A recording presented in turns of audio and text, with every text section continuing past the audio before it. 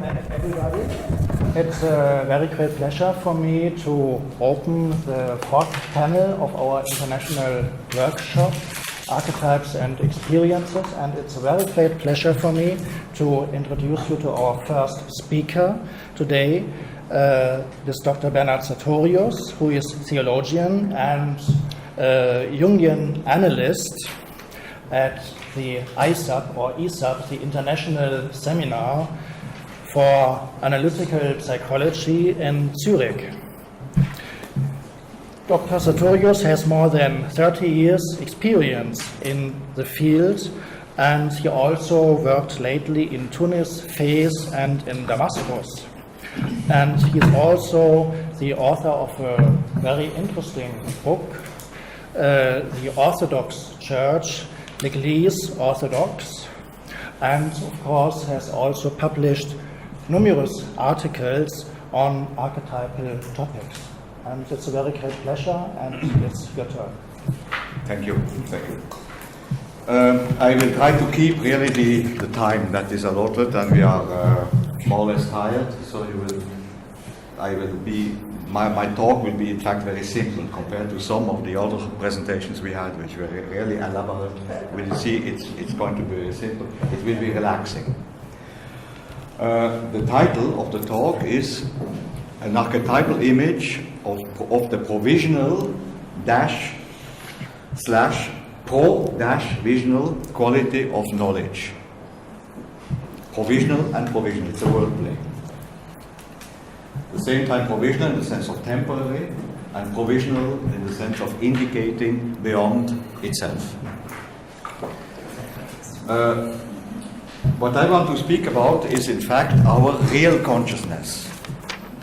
Not our supposed consciousness, not what we hope, what will be someday our consciousness, but our actual day-to-day, daily consciousness. If we look at this consciousness, we see that it's an incredible mix of all kinds of psychic qualities. It's an unstable mix of moments in which we are more or less conscious of things, and then again things slipping into wherever, unconscious, we can call it as we want. But it is a permanent mix, a movable mix, a temporary, unstable mix. Of course, according to our bigger or smaller pathologies, more or less unstable, more or less stable. But even in a very good condition, it is an unstable, provisional, has an unstable, provisional quality. Every meeting, every object, whatever, changes something in us. It is a movable thing. And I think this is very, very important that we are getting out of this image of a consciousness. And there we have the unconsciousness, and then we have all the demons which are somewhere else. On the level of our consciousness, we are like that. This is the phenomenon. My point is, what I want to make is that this quality of the consciousness, this unstable, provisional quality of the consciousness, has a teleological quality, is pro-visional. So that the provisionality of this consciousness has a provisionality in the sense of a teleological, we would say in Jungian terms, is oriented and connected to the self, with the self, beyond itself.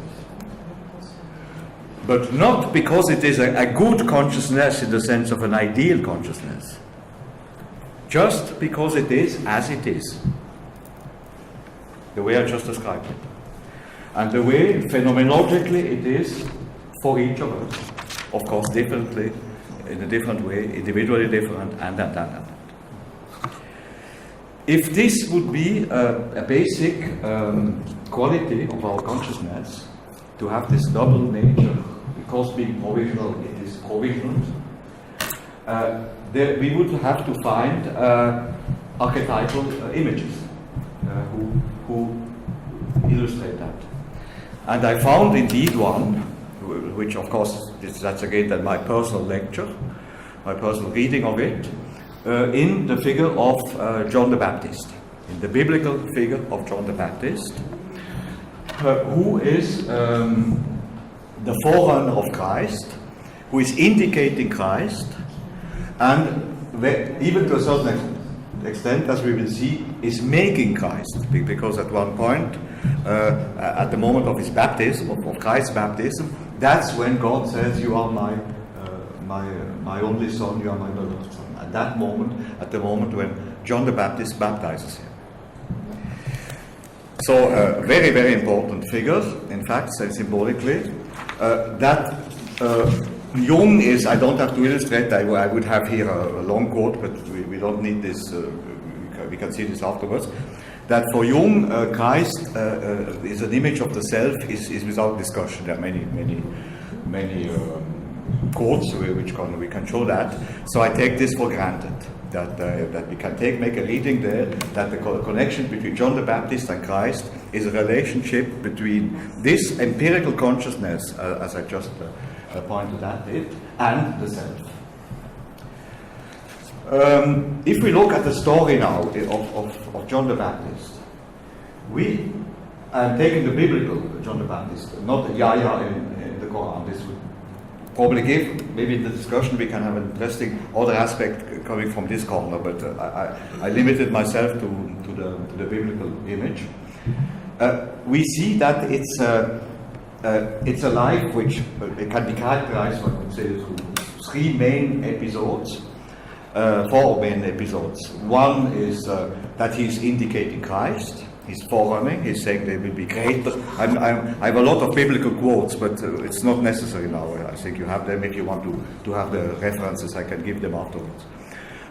So one, he's indicating the coming of Christ, that they will be greater than myself. I'm preparing the way. So he's really the forerunner. Another element which is and he's a prophet. In this connection, he's identified with Elias, with the prophet Elias. Sometimes he's Christ himself says this is Elias who has come back, or asks at least the question, or people ask the question. He's a very solitary man, living in the desert in a natural way.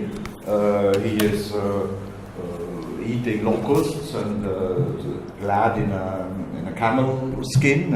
He's also very simple, natural life, very solitary also. He is getting, at one point I just mentioned it, he is agent of Christ, becoming fully Christ. At the moment of the baptism, the voice comes from heaven saying, "You are my son, beloved son," at this very moment, not before. He gets in trouble, very deep trouble with authority. He challenges the queen, the Herodias, which is the second wife of King Herodes, because she was the former wife of Herodes' brother, so she was the sister-in-law. And he pantsers and challenges the king and the queen, this Herodias, about this new marriage, that this was immoral, because he has married the wife of his brother, and Herodias does not appreciate this at all. So he gets into confrontation with authority, with the king even. He is in this moment also suspected, this goes along with this authority complex somewhere, that he might belong to a group of people preparing rebellion against the Romans. So he's considered to be a possibility that he would be subversive. This will play a role in his death. He is a possible rebel, and he gets very dramatically, which will cost him his head, indirectly and without wanting it, entangled in the story of Salome. He has absolutely, the texts say he has nothing to do with Salome, but Salome is dancing. By the way, her name is not Salome in the Bible. She's just the daughter of Herodias. She's not Salome. Later, this comes much later. The name Salome. She's dancing. She's attracting the king. The king is very pleased about her. and she asked her, "You can ask anything you want, I give you even my kingdom, if you wish." And the girl doesn't know what to do with this demand, goes to her mother and says, "What shall I ask?" And the mother says, "I want the head of John the Baptist." Because the mother is still very, very angry about the way John has pantsed her and attacked her about this marriage. His message, just to sum up the biblical elements, is repentance, which to repent, because the kingdom of God is near, which meant at that time to accept that the end of time has come. The repentance at the time of Jesus' time and of John the Baptist is an eschatological one. It's very interesting. It's not a moralistic one simply, but it's an acceptance that the end of time has come, that one is in a liminal type of situation. And of course, he is particularly severe with the Pharisees and the Sadducees, whom he addresses as being a race of vipers, you race of vipers, and saying the axe is already at the tree or at the trees which do not bear fruit. So implying that they are not bearing fruit anymore, that they belong to an old order and that they are not bearing fruit anymore.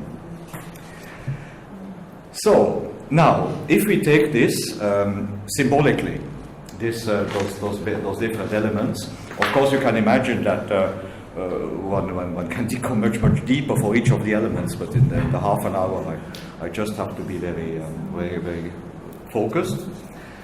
And if we keep in mind what I said, the first thing that you want to say is, you see this life of John the Baptist is by no means ideal. He doesn't have an ideal level of consciousness. He is not well connected to the community. He lives somewhere as an outcast, more or less. And then what is much more dramatic, he is unconscious about the way he's going along with authority.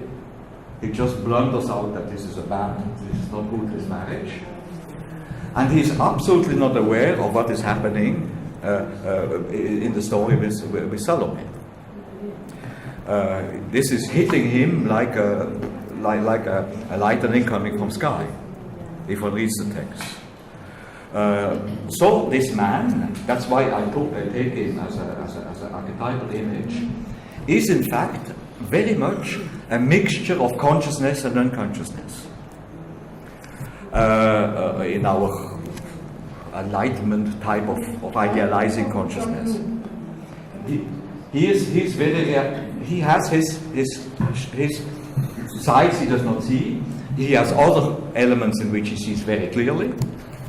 That's when he speaks to the Pharisees and the Sadducees. He's correct. But other elements he is besides the point that he does not see. So for me, he's a very good image of this mix of lucidity and of lack of lucidity, which make real consciousness, which are the texture of real empirical consciousness, and not of an idealized type of consciousness. Because it is and we will see where this will lead him, because he ends by having his head being cut. So this element. Now, if we are about not to go into more into the details. First, this being a man connected with nature, so to speak, being in the desert, because in Palestine at this time nature was the desert, more or less, and also the way he dressed himself, what he ate from nature. If we understand this symbolically, semantically, I see in this that this condition of consciousness is a natural one, that it belongs to our nature to be a little bit like that. to be in this direction. That is our human nature. That it's a natural one. I understand, of course you understand, I translate symbolically the fact that he is connected with nature. But this on the symbolical level can mean it's a natural condition. It's part of nature. Even through his incoherent and provisional way, he is connected, whatever nature can represent, his own nature, reality, the sense of reality, and. He is real, he is in this world with this way in which he exists. He is, second very important element, he is said to be a prophet. He, as I said before, a prophet which indicates in fact the liminality, quality of liminality between the times. There is a previous time, there is a coming time. And the prophet is, so to speak, the interface between those two qualities of existence. This would mean that this natural way of being conscious has itself a prophetic quality, the sense of liminality. This quality of consciousness leads us further.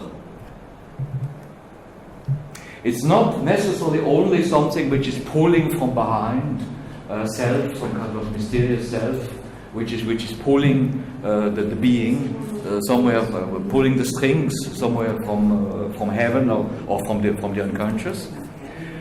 That's not. It's not only necessary to think like that. Within consciousness itself, there is this dynamism of this quality of being liminal between the times. Consciousness in the sense of through what we live. Not consciousness in the sense of being conscious or becomes an intellectual description of what we are supposed to be conscious of. No, but what we experience consciously. Our feelings, our emotions, our thinkings, whatever, everything which makes empirical consciousness. And this empirical consciousness has, according to this image, a liminal quality in the sense that it leads further. With this, and the provisional, in the sense of teleological quality. And this is for me interesting because it would compensate a little bit a certain mythologization of the unconscious. Where we have eventually the image of having a consciousness which is more or less stable, of course usually more or less neurotically stable, and then we have from the unconscious, there we have all the power and all the dynamism comes from the unconscious. This image for me, I must tell you frankly, is to a certain extent exaggerated, is to a certain extent a compensation, typically 20th century compensation, because nature as such was already so much suppressed that we had to look for dynamism within our deeper nature, as it was then looked at in depth psychology. But I am not absolutely convinced personally now that this is the only way of seeing it, and that to a certain extent it is the classical, very strict differentiation between ego and consciousness. Unconsciousness has a compensatory quality.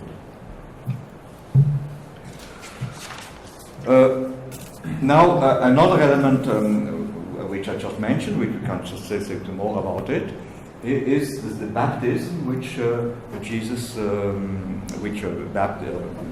John the Baptist performed upon Jesus. There are quite interesting icons about all the motive of John the Baptist. Is full of interesting icons one could show.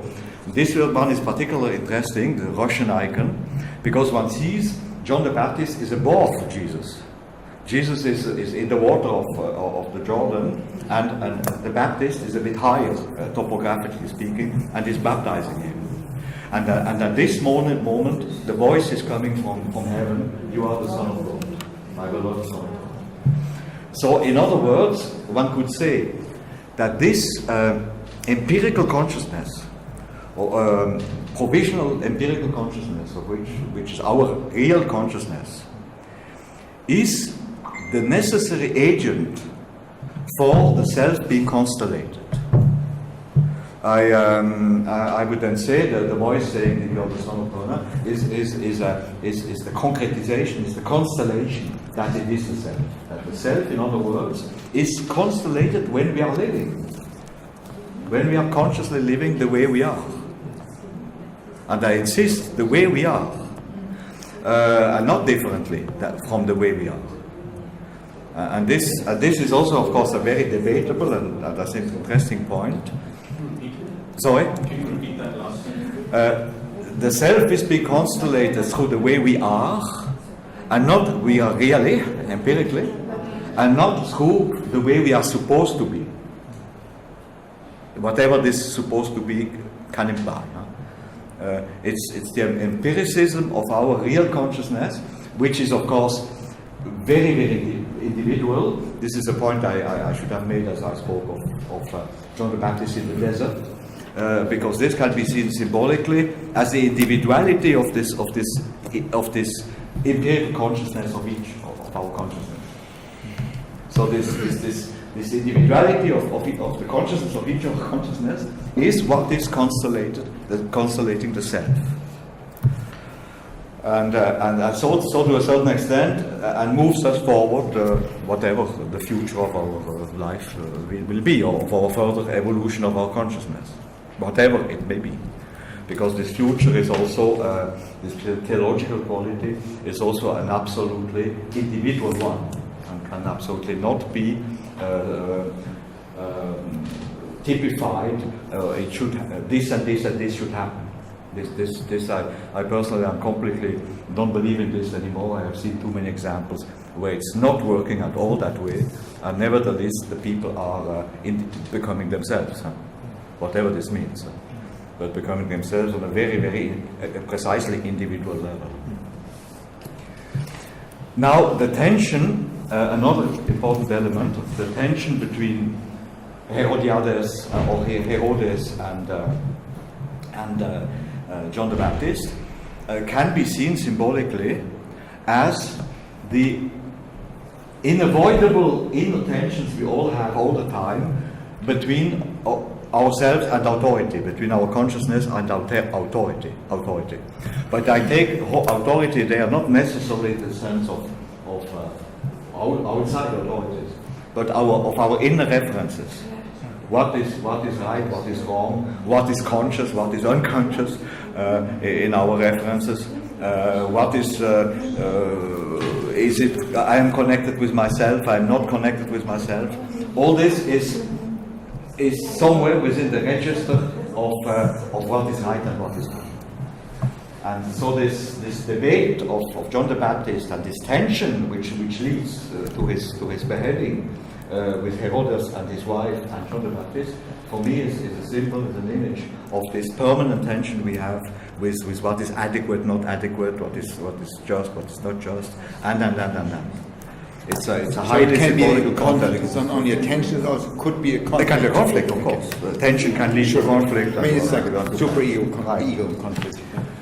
Right, now, we must, I have to go quickly, because now we come to the main point, that the drama with Salome, with the girl, with the daughter of Herodias, this anima plot, which is happening here, is also so much empirically what is happening. If we drop idealizations in the sense of it should not happen. The feminine or the masculine for women remains as such a deep mystery that we all the time get again caught from behind by it. For me, it's absolutely naive to believe that in a way or another we could avoid that. It's the soul, which takes, of course, particularly the shape of the other gender, is all the time again somewhere plotting in the background, and and producing something which, I will come to it, is symbolically the cutting of the head. What do you mean with plotting? Plotting is something I have no power over it. We can discuss this after. No, I just don't understand. Consciously, I cannot direct it. I cannot manage it. The constellation? Sorry? Constellates? No. Plot? When Jung says that the animal happens to us, Yeah, happens. it happens to us. It's a plot. We're not in Yeah. possession of it. I cannot manage it. Okay, I see. I cannot manage it. Oh, it's geschieht. Es geschieht. Oh, it's Es geschieht. Like for John the Baptist, it happens in the background of like this. many things just Right, happen. right. It happened. It happened. It happened, and the animal, of course, is not just a woman. No, it can also be. It can be a sickness. It can be creativity. It can be anything which has to do something with the life I am not controlling. Aspects of life I am not controlling. I'm not.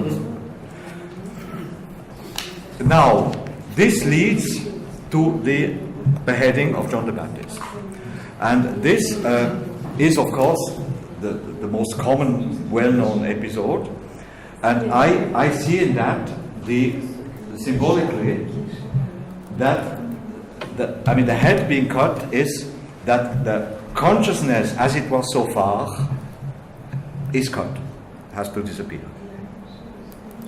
Consciousness as it was so far, what is in my head. Now, of course, as it is a symbol, it's a permanent process. It's not in the story of John the Baptist, it happened once. But when you look at the icons of this event, icons, they describe something which is existentially happening all the time. And the icon of John the Baptist carrying his head, he's alive, he's walking, but he's carrying on a plate his own head, is absolutely illustrative of that. Because he is John the Baptist, it's the consciousness I just spoke about, this provisional consciousness. And it's part of this provisional consciousness to have its head cut. Which means all the time, in smaller elements or in bigger elements, we are bound to give up something of we believe in, we cling to, we have our certainty in it, whatever. Permanently, in smaller things, even if we miss a train, at that moment I have to give up the objective that I reach the train. This is already a small symbolical cutting of the head. It can take, of course, much more dramatic dimensions. That I have to give up a project for my life, a relationship, or whatever. And there I come also to an icon. This giving up, which is the necessary result of this normal consciousness, not just because we are like that, because he made these blunders with the king, and he did not see what was happening with Salome, and which led to his cutting of the head. Just because of this normal consciousness functioning, evolution is possible, and this evolution is seen in the icons where John the Baptist is, I should have brought one here, but I mean, you can imagine it, where John the Baptist is carrying this plate, which in some icons he has his head in the plate, and in some icons, instead of a head, there is a child. A child. Yeah. About among the icons of John the Baptist we can see, which are published, it's about half and half. About half have the head, and the other half roughly have a child instead of the head, and so there, of course, it's Jesus, more or less probably it's Jesus which is represented. It's the baby Jesus which is represented in the plate, but symbolically it is life going on, something new happening. My point is that all this is happening through empirical consciousness. This is if I have expressed clearly enough this point, then I have said what I wanted. All this is happening through normal empirical consciousness, with including its unconsciousnesses, as they appear in the way John the Baptist behaves with the king and his lack of awareness of what is happening with Solomon and this. Now, just quick conclusions, or let's say rather questions in terms of conclusions. I think there are two elements which are important. The one is that it's very, very, as many of us are colleagues and analysts here, that we are aware of that we should not help our clients only to focus on what is supposed to be their own conscious. I think it's very important that we give a feedback which values fully what they are indeed experiencing, including the pathologies they have, because of course the pathologies they want to get rid of them, which is understandable, but they are part of this John the Baptist quality of consciousness.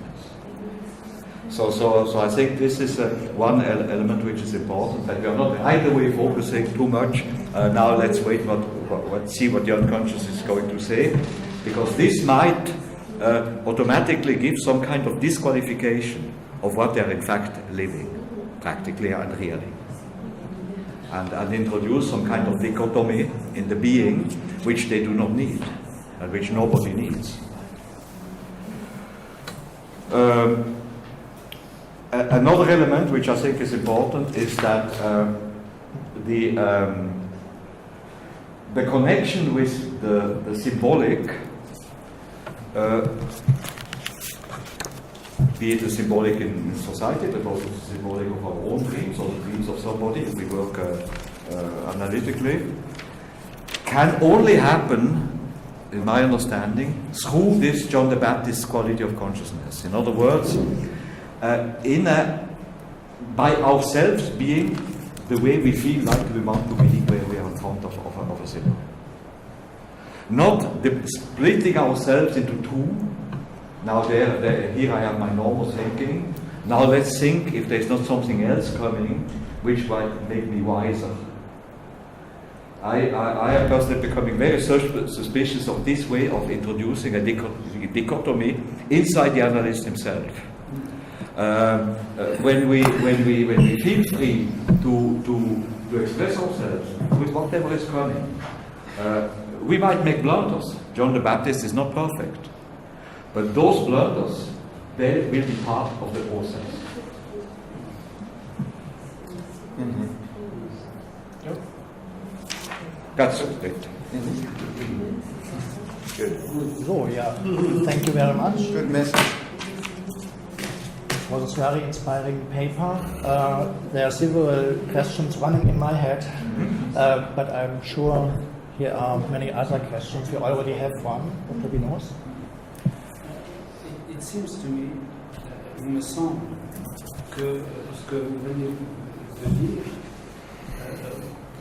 parle du processus, moi comment je l'ai vécu, du processus d'individuation en analyse, il me semble.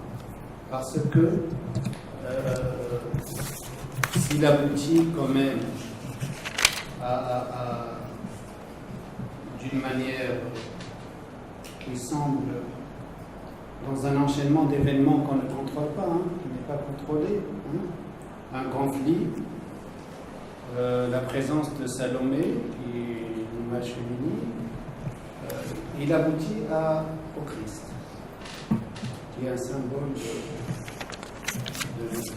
choix. Et ce qui est intéressant, c'est aussi le fait que Jean-Baptiste lui-même, c'est-à-dire, en fait, l'analogie avec la ne contrôle pas la situation. Et que peut-être qu'en analyse, il faut laisser de côté un peu la tête et laisser le processus se dérouler lui-même d'une manière pour aboutir à l'individuation.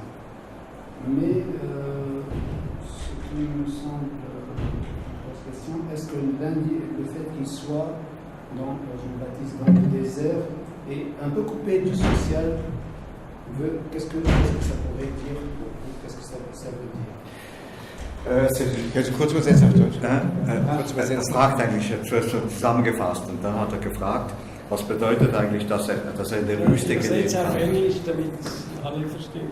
Ja, aber Sie können Französisch. They can French. Gut, nein, ist gut.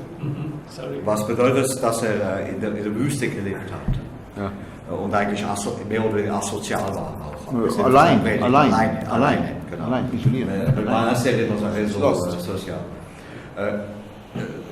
Mon idea, my thinking was simply, my association was that in our normal consciousness, I always say normal in the sense of our own individual consciousness as it is, there are autistic elements. Autistic in the sense they are part of our being. In the sense that there are elements we cannot communicate with others. We can turn this the way we want, but if we are honest with ourselves, there is somewhere elements in us we cannot communicate.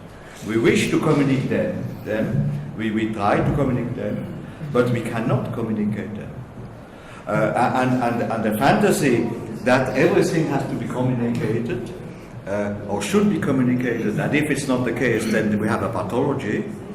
This fantasy, I personally am very suspicious about, because it sees the human relationships probably through the archetype more or less of the mother, where everything has to be a skin to skin type of. I found it very interesting your comment and what you're saying in when I try to do a connection to my paper, because what you're saying in more practical terms is what I said, to be empty. If we work in a consulting room trying to absolutely be empty, which is very difficult to be, so it's difficult to live also in the desert, where from the psychological point of view there's nothing, there's empty. Desert, depression, or nothing. I mean, there's a lot, but there's nothing.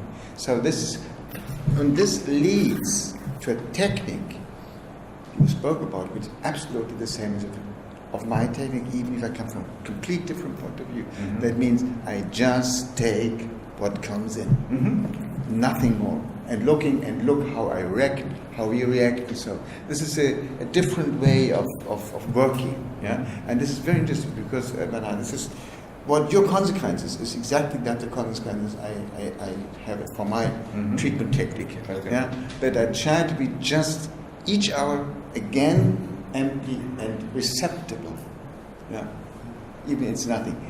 We know we cannot be we can't live in a desert because we live not in the desert, but nevertheless it's an aim for a good therapeutic relationship to open as much as possible an internal space to let come in what the patient wants to bring in. This is a very, very important, also practical, technical way, and it's a theoretical we can discuss. Good. To the same thing. Actually, there are traditions of this. In alchemy, they always said, quid est non quis est. It's not important who you are, it's important what you are.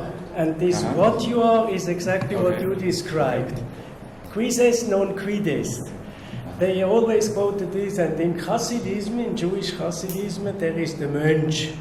An ordinary human being, that's the highest value. The Mönch. You know it. So these are two traditions of what you said. That's great, thank you. If you allow me, I would like to propose an additional reading to your reading. So some things that came to my mind when you were explaining this. And I would start with this question of nature. You say there is something natural, about consciousness. So symbolically speaking. Yeah, I would So I don't know symbolically, so I will speak with my own vocabulary. I will never say natural. I don't think it is natural. Consciousness is for me a social construction.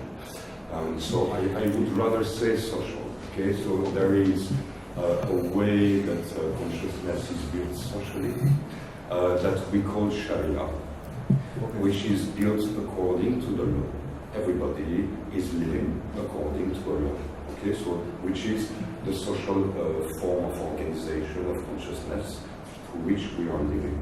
So this John the Baptist, this would be again an additional group, is just living like any one of us in society, condemning something that he considers to be a bad behavior in the name of the law. Precisely, by which the law is a kind of system with which he becomes blind to himself. Yeah. He doesn't understand that he gets some benefit, some pleasure by condemning people who are nothing to him. Which is a thing we always do, and which is what law leads us to do all the time. We are always condemning people by which we are hiding ourselves to ourselves, which is the pleasure we take by condemning people. Okay, so that would be a first thing. So he loses his head, he becomes mad. So I could say with it, the law makes people mad. And the end of the system of law is that you have to blow up yourself. This is exactly what he does. Because you say he ignores the world he's living in, so he blows up himself. He's just like a guy of Daesh, the same, condemning everybody and blowing himself up with everybody in the name of his moral consciousness, which is in the name of his blindness, because he doesn't understand who he is, and he doesn't understand really the way his consciousness is built with the law within himself, desiring and censoring. Okay, so that would be a first thing I would say. There is a second point I was thinking about that I think might interest you also. Somehow, you see, he is losing his head, he is sacrificing his head, so he is korban, we say in Turkey, okay? He sacrifices himself in the name of his master. So Jesus is also, as you know, Rabbi, okay? So he's my Lord, my prince, or whatsoever, my master. So he in the name of his asceticism, he destroys himself to find his own master, in which he enters and in which he is annihilated. So that would correspond in what we call Seyr Suluk, in the Sufi education, to a specific level, by which he confirms the quality of his master, that is Jesus. And here it is interesting, maybe. He is able to overcome one limit of himself. He is able to sacrifice himself to get to a higher level of understanding, which is giving way to his master. But at the same time, this is a limit, because his master is Christ. And as you know, the limit of Christ is that Christ is appearing with his own qualities, by which he is veiling the essence of God, which for him appears in this way in the face of Judas, in the face of the traitor. The Father God betrays the Son, who dies for him. He betrays him, and this is why, as you know, Jesus says, "Why did you abandon me?" and so on, so on. So Jesus is unable to get to the essence of God, that is always perceived to be a threat against its own qualities. This corresponds to another level. So the first one, that is, we call Nafsi Mutmainna. Okay, so he finds itminan, he finds some serenity and peace into sacrificing himself. The second one, the one of Jesus, is the one of the guy who is satisfied with his own qualities, by which he is able to condemn God, who is killing himself. If I may just, I think it's very interesting what you're saying, and I would agree on the level on which you put it. I put it not in fact probably wrote it. I did not put it on that level. For me, it's really the level of what's going inside, which does also reciprocing in us. And in that sense, I would rather be on the level, so to speak, you know, Buddhism, where you have, you have somebody who wants an answer, and already in the way he wants an answer, the way he formulates the questions, he has already, in fact, some kind of answer he's expecting. And what is Buddha? What is my life? What's the meaning of my life? And the master answers in a completely paradoxical way, and then it said, and the disciple had Satori was illuminated, and where his answers did by no means correspond. His answers did by no means correspond to the questions, and this is this discrepancy between the questions and the answer, which makes the illumination, the opening of consciousness. So in fact, for me, the cutting of the head I saw it on that level of disappearance of certainties, which so far were orienting my life, so to speak. The prejudices. The prejudices are absolutely prejudices. Reveal the world A priori is we believe to be. I believe to be. References. You have another question, Samir? Which suddenly occurred to me. Is it possible to say that the archetypal journey, let's say the John the Baptist story, as an archetypal story, does not necessarily indicate the level of consciousness at which it happens. So in such a case that at different levels of consciousness or at a higher octave, the same archetype is operating, but at different levels of consciousness. This is the question I have. So maybe all these readings are not mutually exclusive. No, they're not exclusive. At different levels of Yeah. Yes. It is very polysyllabic. Very polysyllabic. Very But exactly, and of course one would say much more along what you are saying, because if one sees the image I gave of John the Baptist is very crude. I mean, in half an hour. I mean, I'm very conscious that it was very crude. In fact, very polysemic, this figure, much more that I was able now to express it, and the polysemy of this image in various states of consciousness in which he himself was, because at one point he was really a prophet, so to speak, symbolically connected with God. At another moment he was unconscious; he didn't realize what he was doing. All those conditions make of him John the Baptist. In the sense of all the conditions of our consciousness, produce a connection with the self. All the conditions, and I am. That's why personally I'm very suspicious about any kind of preaching which presupposes a kind of conditioning of our consciousness as a precondition for opening to the self or God knows what. I'm personally very suspicious about that, because I really have the impression that there's a lot of klamauk going on in this field, a lot of people making a lot of money. Klamauk. Bullshit. Nonsense. But noisy. A lot of noise. A lot of noise. A lot of noise. Yeah. A lot of shit. Yeah.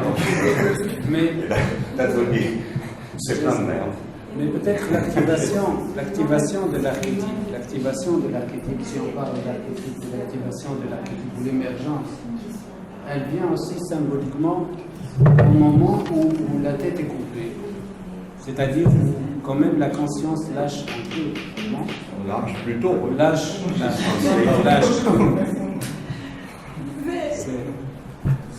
Simultanément. Sorry, it's a professor's habit. I'm used to sitting in class when anyone's talking. I'm translating. She translated. I'd love to say something, but It was a reflection of him. about this, my question is really something about the iconography, because this image of the person with the head would find it, I think, in some other figures of at least the Christian tradition. For instance, Saint Denis, I think, is one, is a French saint who was a French, yes, who was beheaded, and he's represented with his head. And so I wonder if this image of a human figure carrying his head on a plate or is something which somehow has to do, yes, with the dropping of the conscience, not only relâché, but really giving up the conscience in somehow a very strongly paradoxical way, more than usual, because it's really, sometimes it almost becomes a figure which is used in carnivals, for instance. So I wonder if this is a really somewhat brutal relinquishing of conscience. What do you think? Well, I mean, I personally think that any frustration, of course, not just missing a train, but every important frustration is dramatic. I mean, is a cutting of my intentions. It's every serious frustration. I mean, I have my expectations, and they are not fulfilled, and this is painful. So I think that the dramatic element of it is well represented in this image. It's no joke, a real frustration. And when we are supposed to tolerate frustration, this is also somewhere a mythology, because a real frustration is painful. Is a frustration. Is a frustration. I would like to say something, if you allow me, about what she says, this representation. I think it's in Paul's epistles to Corinthians. It's you remember what is wisdom in the eyes of God, is folliness in the eyes of man, and what is madness in the eyes of God is wisdom in the eyes of man. So you have something like this. He loses his head. He's crazy. Okay, so that's our connection, and that's linked with Christ. You know, it's with the incarnation. I have a simple question to the colleagues. Is there in Islam, are there also these images of castration, like the Jewish Christian mythology? Because it's full of castrating. I mean, it's castration, it's fantasy. It's castration. Also, the head is castrated. Are there in Islam also this kind of images about them? So, il demande si dans l'islam il y a aussi ce genre d'image.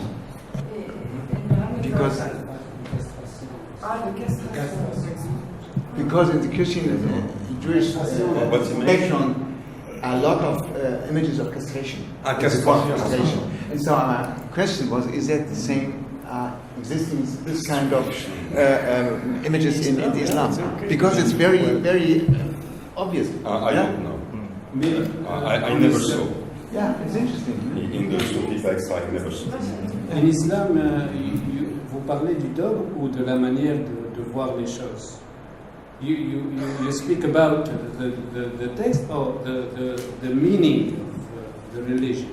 La castration, elle est omniprésente en islam. Elle est omniprésente parce que Dieu, de toutes les manières, il est au-dessus et il est inaccessible. Donc on est obligatoirement castré. It's systematic. Oh, please translate. Causa permanente im I Islam. wouldn't say.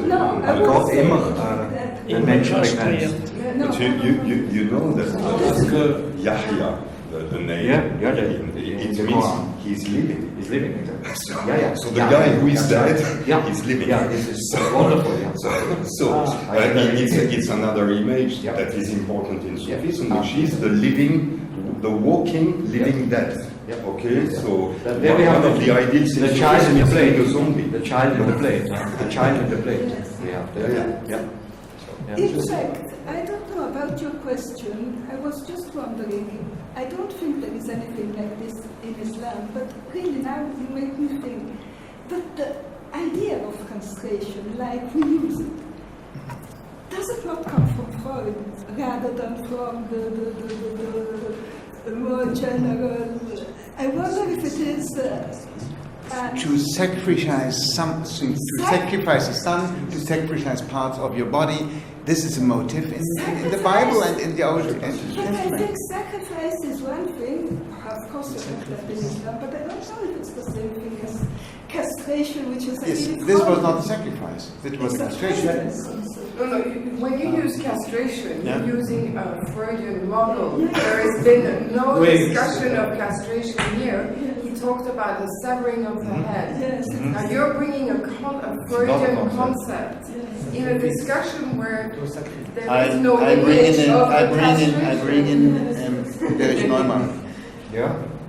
It's not only a Freudian concept.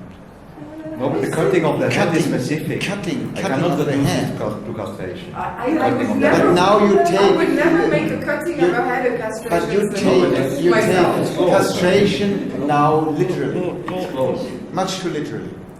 But You take it it has to literally. be. That's why I'm saying it's a Freudian But the cutting of the head was literally.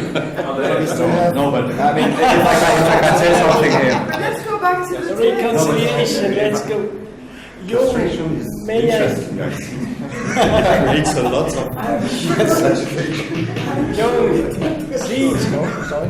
C.G. Jung in his article on Zosimus, the vision of Zosimus, there is a decapitation. And he has a wonderful explanation. For him, this is the head is the rotundum, is the self. So it means a realization of the self. That was what Jung suggested as for the decapitation. And I saw many dreams of decapitations. And mostly this is exactly the meaning of it. And here, you said it's the divine child. It results. It's the It results, yes. It results. Not the decapitation itself. It's not the same. No. I would like to remind you that Paul, again, in the Yes.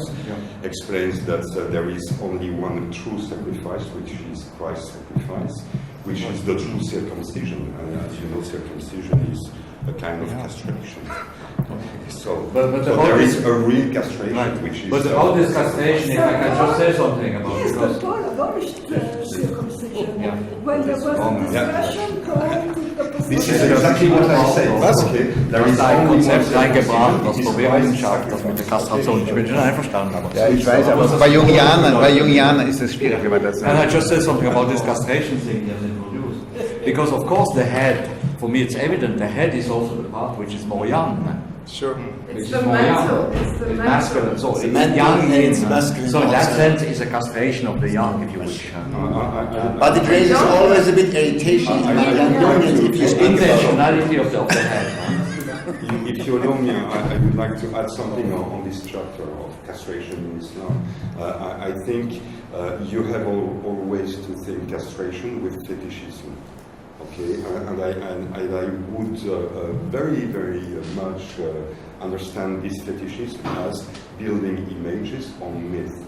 And as you know, in Islam, there is a very strong anti-iconic, anti-image tradition, and anti-fetishist tradition. So maybe it would make some, let's say, bring some limits to the idea that there would be also some castration or a kind of idea of castration in Islam. What would be then this castration? How would it work with this strong forbidding of any fetishism? That would be another. Has to do with proposal. there are no images or pictures of the fantasies. When I spoke in my paper about it, that in Islam there are not so many this concrete images like I showed with the I have a question to her. I have a question to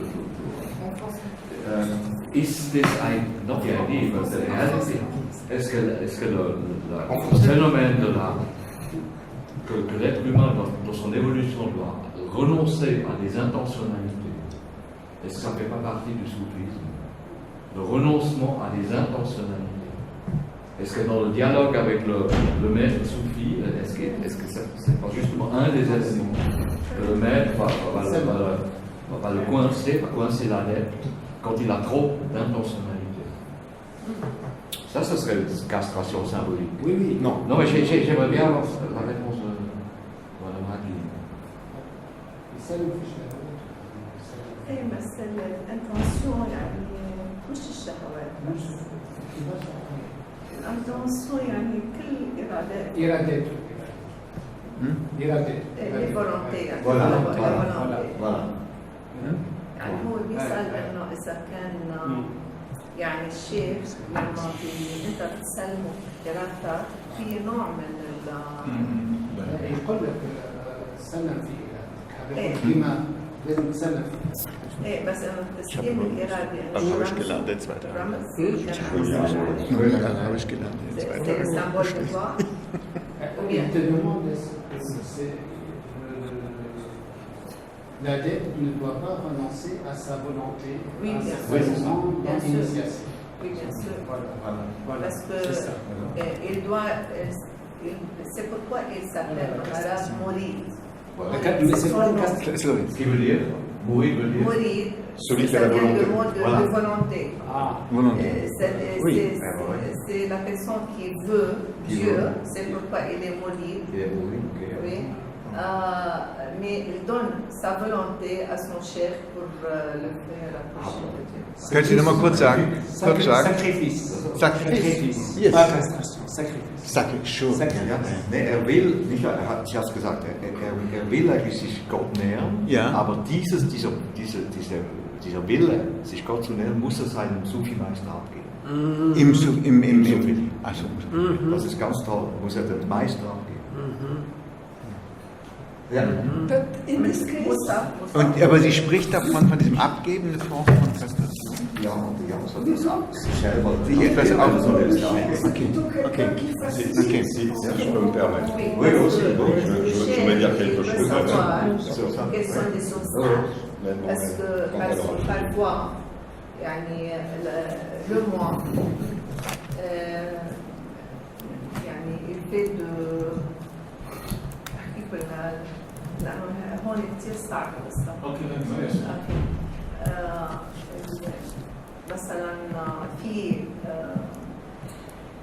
تلبيس إبليس لابن الجوزي في شابيتر كامل بيحكي فيه عن النفس، كيف النفس عندها قدرة على أنها تعمل مضاهاة، يعني بتعمل لك صورة تنقل الأصل عن صورة جيدة، بتعمل لك صورتها بس حقيقتها سيئة. يعني مثلا صورة العزة اللي هي مطلوب منها يكون عندنا عزة، تعمل لك صورة العزة بس هي الكبر، يعني انه الواحد العجب والكذا، جوا هي هيدا بتشبه لك انه هيدا عزة. نفس الشيء بيحكيك بهذا الفصل أكثر من 50 صفة تقدر النفس تعملها. فمن هون ليش الشيخ إنه حتى إذا النفس بدها تفبرك تنتج صور تشبه من الخارج الصور اللي النفس عم تسويها، فمن هون إنه الشيخ هو اللي بيميز. بقدر أنا ميز كشيخ إذا كان أنت زهدك اللي مبين على ثيابك زهد حقيقي قلبي، ولا هو مظهر زهد وبيخبي شيء ثاني.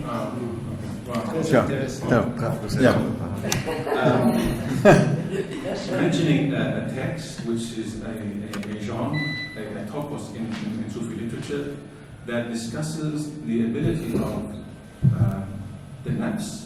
And I'm going to call it the nafs. It could be the lower self, it could be the capacity of the self to create illusions or images of something that is essentially positive but projected as a negative. For example, it could project the image of pride out of the positive quality of glory and deceive you into thinking that you are wearing it because it is a positive quality of glory, but in fact it is negative pride.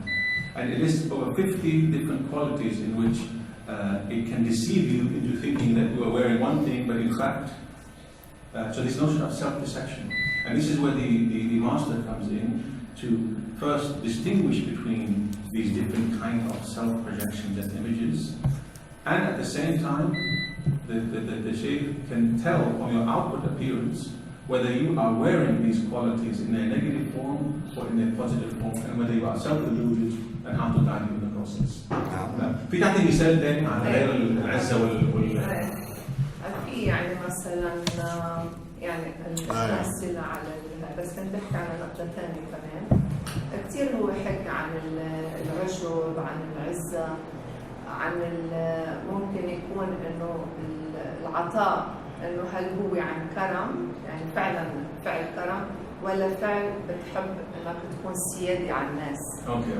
So again, for example, this comes in a lot in spiritual ethics. Whether, for example, you are being generous to be seen as generous, or whether you're being generous because it is a product of your genuine goodness, or whether you're being generous. There are multiple possible appearances of generosity that are not all perhaps authentic or equally valid. And these texts really delve into discerning and distinguishing between the different subtle shades that seem to be the same. Which is why yesterday I was trying to say in his Arabic literature there's so much to discern between what seem to be similar things. I wouldn't call it analytical slicing. It's not analytical slicing at all, because I don't like the word analytical slicing. But it's really بس التكست كويس يقرأ التكست للمتشوزي. هو الكتاب تلبيس الديس في قسم عن النفس. النقطة الثانية اللي بحب أقولها ليش الشيخ؟ يعني لماذا سلم إرادته للشيخ؟ ممكن أنا كشخص يعني بيكون بعض الأعمال الرياضة والمجاهدة أسهل علي من بعض الأعمال. مثلا يمكن أنا بيكون سهل علي الصلاة أو سهل علي الصيام. فإذا عملت الرياضة والمجاهدة بالأشياء اللي هي سهلة علي ما بتقدم. ما بيكون في رياضة ومجاهدة، بكون أنا طوعت نفسي وعملت ما يناسبها. فمن هون بشوف الأصعب لإلك مش إنه في عنا مقرر هاي الرياضة ومجاهدة بنمشي فيها. فدايما كل شخص في عنده نقطة هو الحجاب اللي بخصه. فبيكسرك إياه بيعطيك الشيء اللي أنت قلتها. مثال على ذلك إنه جنيد البغدادي بيكره التصور، يعني الشيخ بالقرن الثالث الهجري لما بيجي لعنده الشبلي اللي صار الشاعر الصوفي الكبير بيطلب إنه يتسلك عنده، بيقول له كثير المسألة سهلة، تروح على السوق تقعد سنة تتصور. ليه؟ لأنه كان مع الخليفة، مع خي الخليفة سديد وعايش كثير بالعز وكذا، حب يدخلوا بهالتجربة الغريبة كثير اللي بتصيبه. إذا كسر النفس الشيخ شايف أكثر. Okay, so the other quality that the Shaykh possesses, which is in the process of slaying the self, if you will, is that the Shaykh is able to identify which spiritual exercises or invocations or meditations or perhaps challenges that each individual seeker along the path is able to confront with ease or with difficulty. And he often makes it confront the difficult ones, because only with the challenge comes the progress. Otherwise it becomes complacent. And with each individual seeker along the way, the advice is individuated for that particular individual. It may not be valid for someone else or someone else or someone else. And she gave the example of one of the very famous Sufi, who became one of the great theorists and practitioners of Sufism. When he first sought the path with another sheikh, his background was quite opulent and luxurious. He came from a very well-off background. And so his teacher told him, you must go to the souk, to the market, and become a beggar for a year. So this particular act of begging for someone who comes from such a high-class background was a huge challenge and a sign of the willingness to sacrifice or slay the self. This is a motive you find in many cultures for this kind of way to yourself. This is a classical There's another also, it's a wonderful one. I just to add another story. because we talk about love. Yeah. I think it's a story from Morocco. A student comes to a master and says, I want to become your student.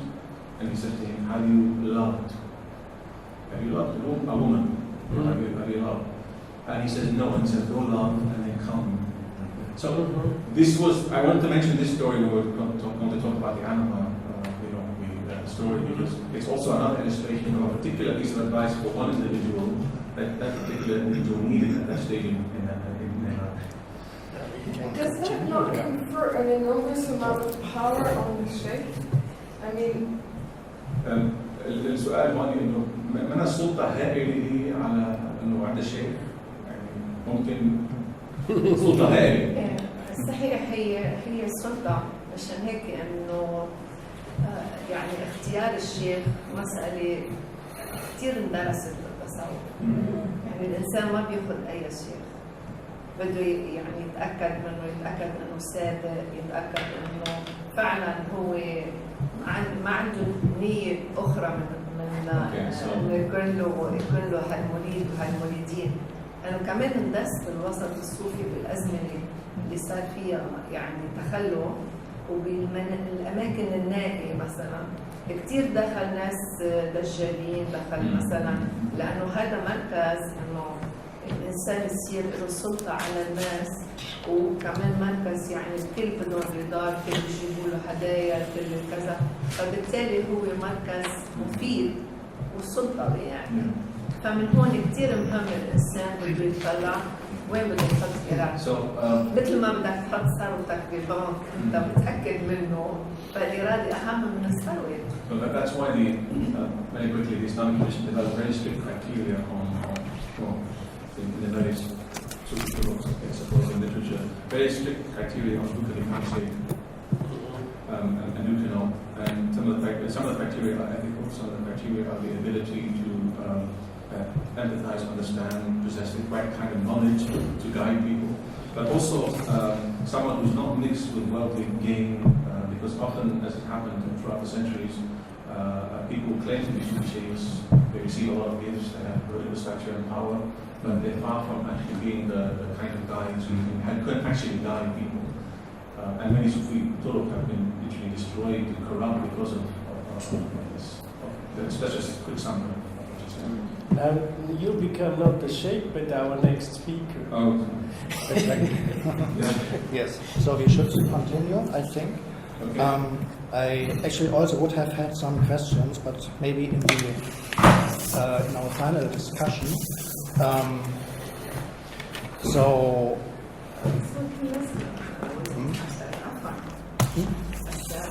لازم نقول شيء واحد انه كمان احيانا الشيخ مصدر مدد روحاني للمريد. مشان لهالسبب نحن بندور على الشيخ لنكتسب مدد. هذه هي الأهم. One man of what which is in Islamic tradition, the sheikh is also a source of spiritual sustenance. يعني مثل بيجيك عبره انفلو سبيريتويال يعني بيجيك مدد روحي. هذا الأهم شيء. يعني إذا الشيخ منه صادق ما في لك مدد. مش بس معرفته للإكرام والتصديق. تعرف إنه تمام هو باب مش حجاب. So the sheikh becomes the channel through which spiritual sustenance, knowledge comes through, and unless one is really pure, ethically, pure heart, and high state of knowledge is can't be possible. So that's one of the main reasons why students go to particular sheikhs, is because they have this channel. But you see, that would be one of the major differences between this mystical path and Jungian psychoanalysis, is that we try to develop the inner guide and not to be reliant on anyone outside of our own experience. And that would put those trajectories. Well, it raises an interesting question that I'm going to raise at the end of the session, which is one of the question marks that I think Jungian Islamic points I think we need to really flesh out on this particular issue. Because it is a major That's a major difference. difference between the two. But just to add a comment on this, which raises a very interesting question. I see it from my personal experience, my younger training and analysis, in a somewhat different way, because I lived analysis at the beginning as a kind of surrender to the therapeutic also. I mean, I did so. It is not at all after it is went to the inner, but at the beginning it's really a surrender. There are similarities. You have to identify it But at the beginning. the guidance comes from two different places. That's all I'm saying. But there are a lot of At the similarities. beginning it's therapist. So, actually, I think we are also already a little bit going into the general discussion. And also the point of experience and personal experience, I think that's a good word to lead over to our next and final speaker, Samir Mahmoud. So if I may? Yeah. Okay. So, and I think we will have still to discuss many questions in the general discussion we will have after was in our final discussion. It's now a great pleasure for me to introduce, I'm not sure if I really have to introduce him, but Samir Mahmoud. Samir Mahmoud is a visiting professor here at the American University at the Department of Architecture. And he also was before a Mellon postdoctoral fellow at the Arts and Humanities Initiative, also here in Beirut. Samir Mahmoud has received his PhD in philosophical aesthetics from the Faculty of Divinity, University of Cambridge, and has also studied in Cambridge. He also has background in the history of architecture and urban design. He has several publications on Islamic aesthetics, on Islamic philosophy and phenomenology of space, and he is also, of course, a great specialist on the works of Ibn Arabi or Ibn al-Arabi, and also a researcher of the works of Carl Gustav Jung, and we are looking very much forward. Okay, just a quick comment. I'm going to try to integrate my own final comments into my own paper, which will make my paper longer than half an hour, because I'm trying to collect as much as possible from the past 2 days. Mine is a Muslim journey, Muslim's personal journey with Jung. I'm going to start with a quote from Jung, which is actually the conclusion of my paper. But I think stating it from the very beginning is really important. The experience of God in the form of an encounter or the union with the speaker is the only possible and authentic way to a genuine belief in God for modern man. I would add for modern Muslim. The individuation process can prepare a man for such an experience. It can open him to the influence of a world beyond his rational consciousness and give him insight into it. One might say that in the course of the individuation process, a man arrives at the entrance to the house of God. Perhaps my concluding argument is that from the entrance onwards is where Ibn Arabi and Islamic mysticism takes off. But that's a tentative conclusion. My reading of Jung, this is a very personal encounter and journey with Jung, is a very personal one. So I won't pretend to be giving a commentary on Jung or Qurban or Ibn Arabi. I'm going to state the facts as they happened and when they happened. And it all started for me with a crisis that I call a modern Muslim in search of a soul. It happened many, many, many years ago in my early 20s, in a moment of darkness and existential crisis. I was going through what the general malaise of what many young Muslims at the time and today are still going through, in confrontation with the processes or the pressures unleashed by the rapidly modernizing Muslim countries in the Middle East and in Muslim communities in the West. It is the dilemma of how to keep alive a set of religious symbols, rituals, cosmology, philosophy, sacred texts in an increasingly secular, disenchanted, and desacralized world, in the absence of what Peter Berger calls the sacred canopy.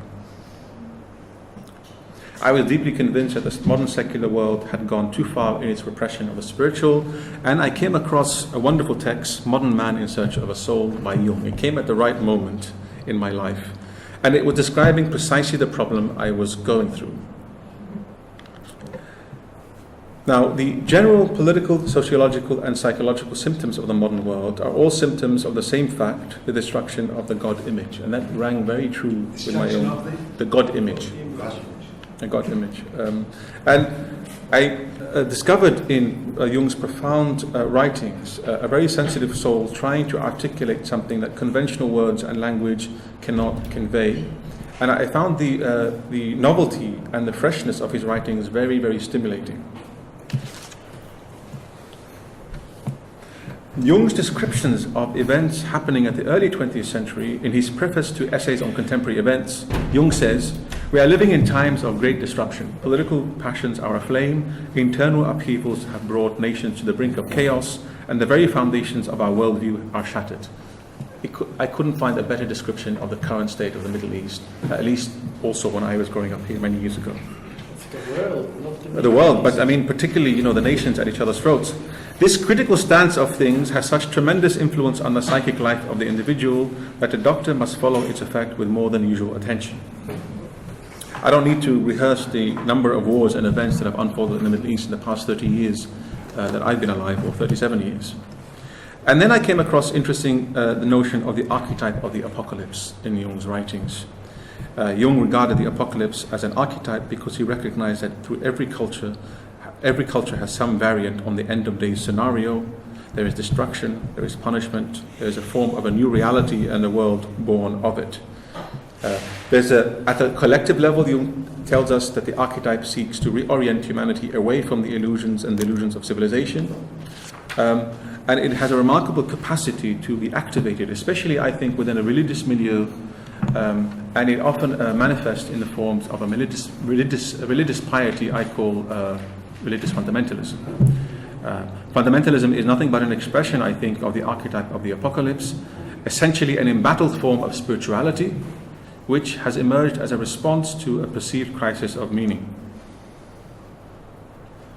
I'm going to go through this material very quickly. Now, Jung hypothesized the Wotan hypothesis for the German nation. Now, what I found so useful in his description of the German psychopathy was a Muslim psychopathy, as long as it is understood that it refers to a minority of Muslims who have been radicalized. And I found the notion very immensely and heuristically valid in order to understand the abnormal pathological state of the individual, or some of the diseases facing some individual Muslims in the world today.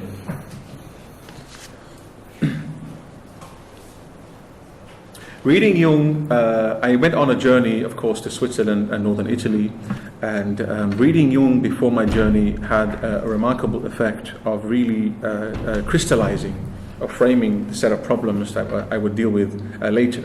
And then I discovered the author, Henry Corbin, his friend at Eranos. Corbin's often Jungian overtones and Jung's Gnostic proclivities made me realize that there was a spiritual affinity between these two giants, a common goal to lift mankind out of its Faustian prison and into the open landscape of the soul. However, the differences between these two men were glaringly obvious. Jung, the Gnostic mystic in scientific garb, the epitome of modern man in search of a soul; Corbin, the Gnostic theosophist, servant of the temple, with his gaze squarely fixated on spiritual revolution.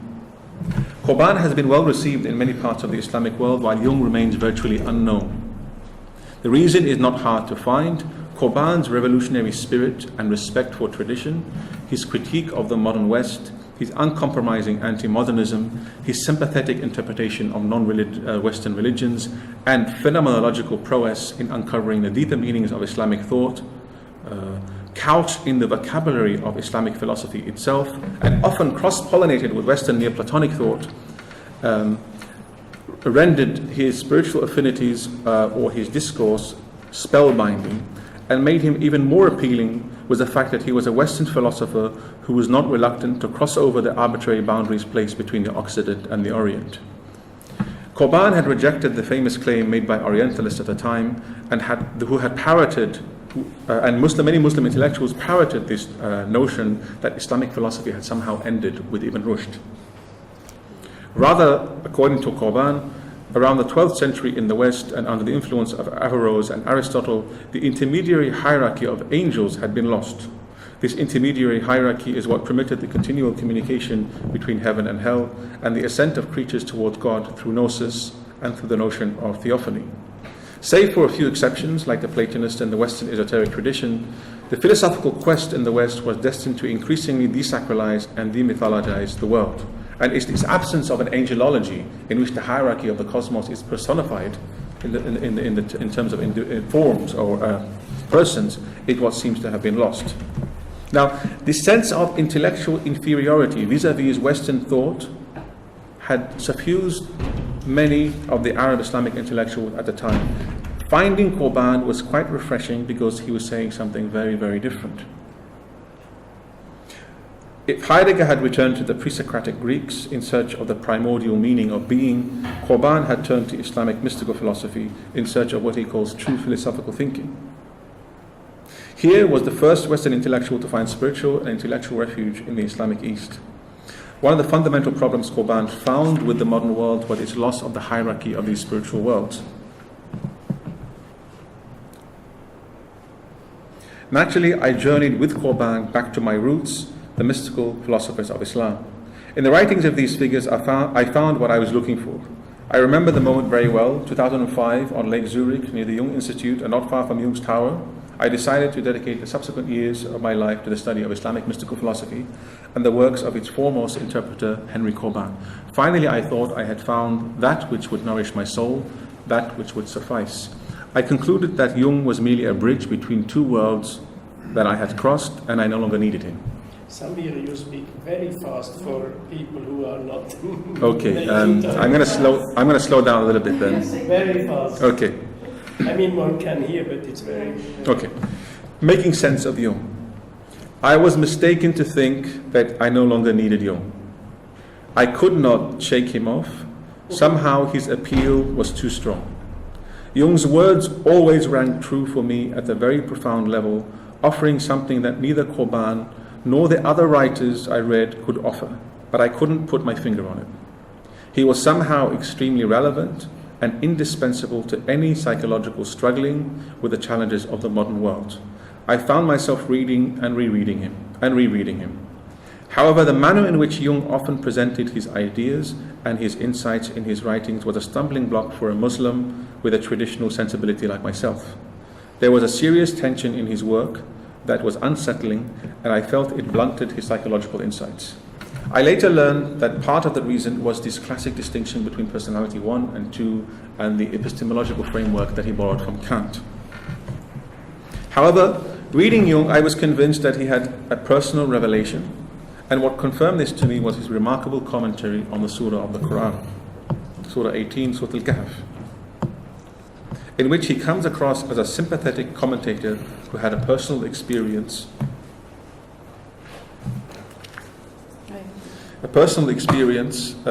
documented in the Red Book. The commentary on Surah 18 and the glimpses of the visionary Jung in his other writings confirmed to me that, to borrow an Islamic term, Jung was, at certain moments in his writings and his life, present to the reality of the soul.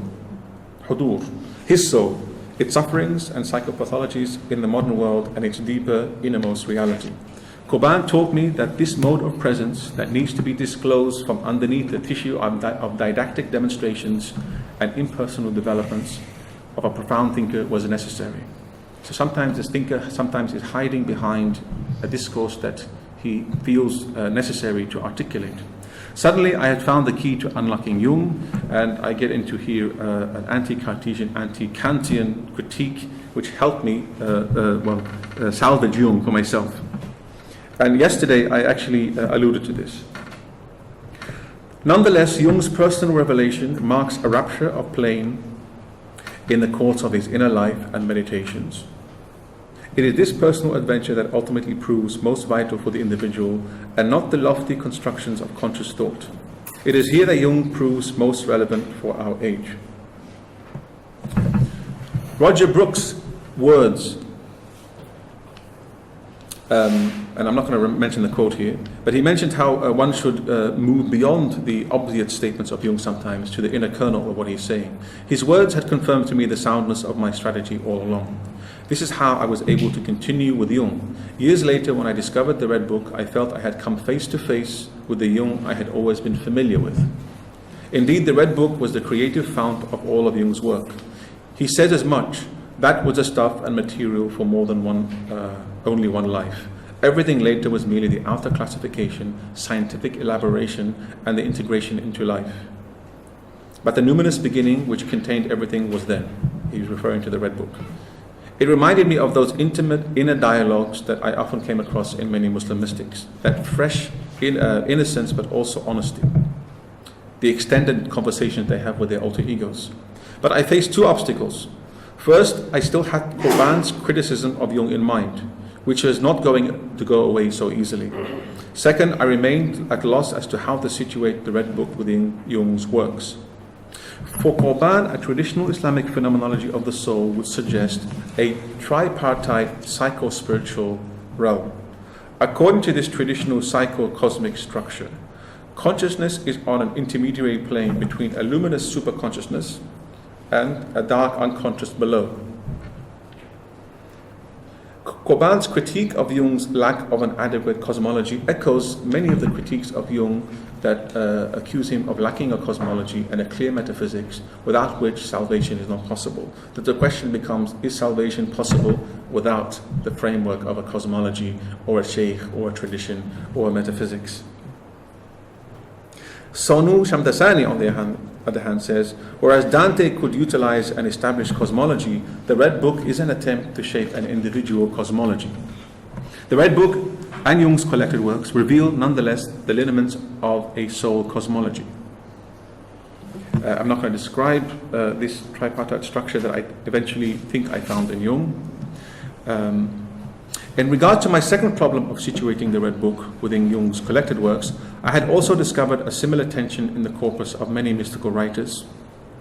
For example, Avicenna, who side by side with extremely solid systematic works, he also had many cycles of brief spiritual romances or narratives of inner initiation, marking a rupture of plane with the level on which the patencies successfully acquired by theoretical expositions are interconnected. Now, the relationship between these often visionary recitals, I call the Red Book to a certain extent a visionary recital, and the way to relate it to the more explicit conscious works in the Islamic tradition is interesting, because this tension is found in many writers. For many of the recitals in the Islamic tradition are rather a culmination of a long philosophical, mystical process of self-realization. And it helped me situate the Red Book within Jung's greater collected works.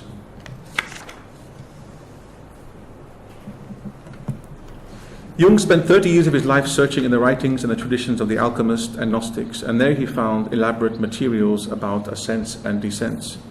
I don't think anyone plummeted the depths of the modern soul and its pathologies as much as Jung did, and I have not come across a more sensitive and impatient guide who is willing to trudge through the mud with the would-be novice.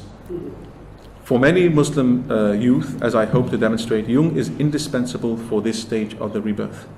It is in the order of know thyself and the maxim this inscribed upon the entrance to the temple of the Oracle of Delphi. I have never ceased to contemplate it. The Islamic tradition has something similar. He who knows his self knows his Lord, by which is meant knowing the self presupposes knowing the downward pull of the lower self and the upward pull of the higher self towards God.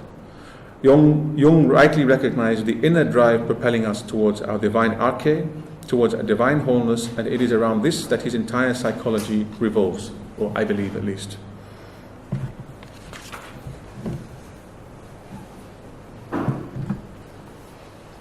Now, the individualism that modernity ushers in and the flattening of traditional hierarchies hierarchical authorities that introduces, leading to increasingly either hollowed forms of religiosity where the spirit has no place, collectivisms, as in the collectivisms of the 20th century, including religious collectivisms or fundamentalisms or secular ones, or more individualized modes of appropriating the sacred. Jung speaks directly to the necessity of the latter choice when he says, the experience of God in the form of an encounter or union mystica is the only possible and authentic way to a genuine belief in God for modern man. And I would add to a certain category of modern Muslims. This is a point that many, I think, Sufi sages have said in the past. And Jung continues, and it has a particular urgency today, I believe.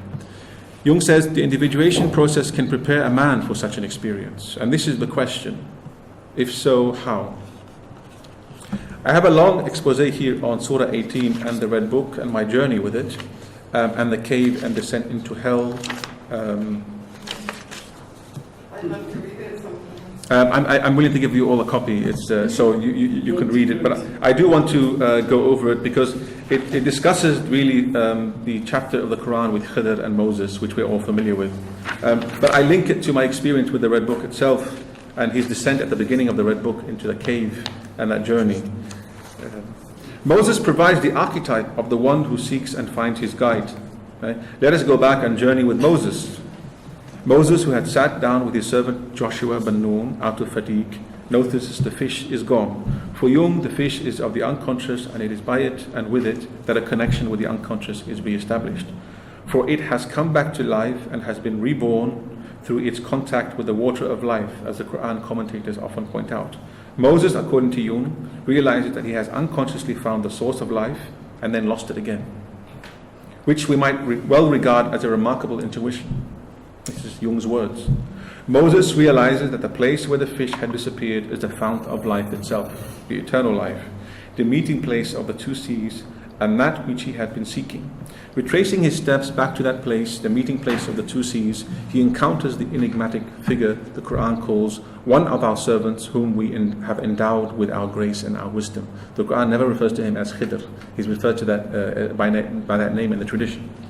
It is at this decisive moment the Islamic sources tell us, i.e. the moment that theoretical teaching becomes an event of the soul, that the spiritual energy latent is activated and there appears to the initiate as an apparition embodied in the form of a messenger guide or the angel guide at the horizon of inner vision. I had always been moved by the image of this mysterious figure that the Quran praises so highly and who suddenly emerges into the story unannounced. Emerges into the story. But as the Islamic sources point out, the initiant has in fact arrived at the very heart of the journey. In the absence of a Sufi teacher and a guide, I was not able to make sense of the internal tribulations and changes that I was undergoing. The spiritual heights of Avicenna's visionary recitals or Moses' encounter with his angel guide in the Quran were too lofty for someone like myself, still trudging through the dark depths. I had been sinking in a veritable quagmire, and it was Jung's Red Book that was the rope that I clutched onto. He too descends into a cave, and he too encounters several guides, but his journey is much closer to home. Sufism and Sufi initiation always provided, and still provide, the adequate path for rebirth for Muslims. But in this time and age, I felt that the problems of the modern soul required the additional assistance of a doctor of the modern soul. Jung's descent into hell, his struggle with doubt, desire, longing, his encounter with Salome and Elijah, his discovery of the power of love, his meeting with Philemon, brought me immense relief and peace. Jung's extended dialogue with his guides provided the catharsis I needed. Reading the Red Book is like reading one of those epic cycles from the Middle Ages in which the protagonist discovers the elixir of life or the Holy Grail. Reading the Red Book, I illuminated many of the aspects of those Sufi visionary recitals that I found very difficult to understand. Particularly helpful was the Islamic optimism in a perpetual compassionate being guiding one's steps. I had inscribed the Quranic verse, "He is with you wherever you may be," on my heart, and it is this prayer that I remembered when I read this guiding reflection in Mysterium Encounter in the Red Book. He who enters into his own must grope through what lies ahead. He must sense his way from stone to stone. He must embrace the worthless and the worthy with the same love. A mountain is nothing, and the grain of sand holds kingdoms or else nothing. Judgment must fall from you, even taste, but above all, pride, and even when it is based on merit. Utterly poor, miserable, humiliated, or ignorant, go on through the gate. Turn your anger against yourself, since only you stop yourself from looking and from living. This is from the Red Book. From the Red Book. Yeah. Even in the depths of hell, there God's guidance never ceases. I must confess, the first time I read the Salome section of the Mysterium Encounter, I didn't think it was of relevance to my own journey, but that was about to change. Jung, Salome, and Philemon. The Mysterium Encounter of the Red Book opened my eyes to an important stage in the process of recovering one's soul that I had up until then neglected. After his descent into hell, Jung described his encounter with the mysterious Salome and Elijah. I found the encounter with Salome particularly moving. As I understand it, after his descent into hell, which is a loss of soul, Jung set about the process of the refinding of the soul. Jung's own anima appears in the Red Book in the form of the figure named Salome, whom he equates with his soul, for he refers to her as, "She is my soul." The embodiment of feeling and sensation, pleading for the attention and affection of the initiate. Okay. This statement struck me like lightning. It was nothing short of a revelation. I had been through an excruciating breakup. My wife is here. This is from my past. That year, that left me unhinged. The common accusation hurled at me, and the factor that cost me the relationship, was my overly cerebral nature. In my return to Sufism, I had become overly occupied with its metaphysics rather than its soul-transforming process. I had turned inwards, but in my attempt to understand everything, I had lost sight of feeling anything. I discovered that my search for my own anima Sophia had just begun. It is at this point that Qurban's preoccupation with the divine Sophia and Ibn Arabi's work began to make much more than intellectual sense to me. Side by side with the Red Book, I continued to read Ibn Arabi's Gnosis of the divine Sophia and his doctrine of divine love and compassion. What Ibn Arabi had illuminated for me was that love, eros, was the driving force of the creative imagination. It was the power of love for God through a love for his most perfect theophany in the form of a woman, as Ibn Arabi often repeated, that was the key to recovering my soul. For the one in love with God and is yearning for his beloved, God manifests in the form of that beloved. And then there's a famous description here, a quote from Ibn Arabi on this issue. And yet, here we have eros and logos, divine majesty or divine beauty and divine majesty. I have a very interesting quote here from Answers to Job, Jung, but I won't get into that. So for Jung, Salome is also the daughter of Elijah.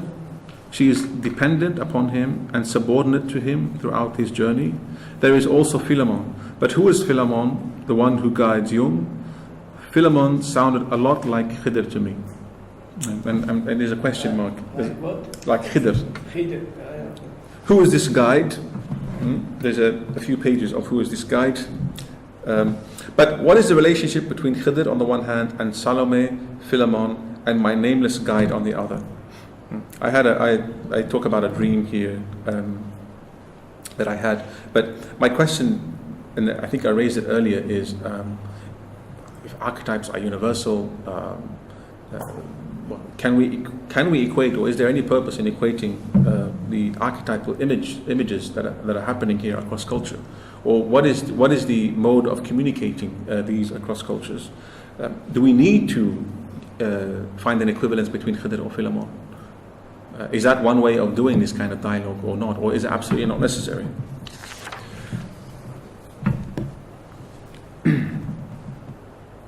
Okay. Okay. So, although Khidr is Moses' personal guide, a living figure, a friend of God, he's also a person archetype. Khidr is the master of all those who are masterless, who has attained to the spring of life, the eternal youth. His relationship with each initiate is such that he is his own person and archetype. I'm quoting Qurban here. And it is by being one and the other that he is able to be each man's master, because he manifests or exemplifies himself in as many times and as many forms as he has disciples. He is Khidr for Muslims, perhaps Philemon for Jung, and even perhaps my nameless guide. Khidr's mission, therefore, consists in enabling you to attain to the Khidr of your own being.